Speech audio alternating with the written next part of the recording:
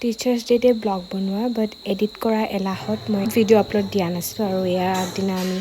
অলপমান প্ৰেক্টিছ কৰিবলৈ গৈছিলোঁ আপোনালোকে চাব পাৰে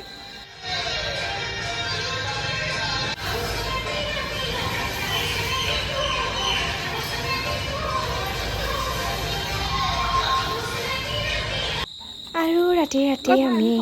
বনাইছোঁ ইডলি আৰু আমি ফাৰ্ষ্ট টাইম ইডলি বনাইছোঁ নাজানো কেনেকৈ কি বনায় ফাইনেলি জুইও জ্বলাই আমি ইডলি বনালোঁ আৰু তাহাঁতৰ ৰিয়েকশ্যন আপোনালোকে চাব পাৰে আৰু এইপিনেতো গম পাইছে আৰু এইপিনে চব মেকুৰী পোৱালি দিলে আৰু ৰাতি আমি খাই বৈ একদম হৈ গ'লোঁ ৰাতিপুৱা তাহাঁতেও গ'ল ওলাবলৈ আৰু আমাৰ এইবাৰ টিচাৰ্ছ ডে অলপ সোনকালে পাতিছিলে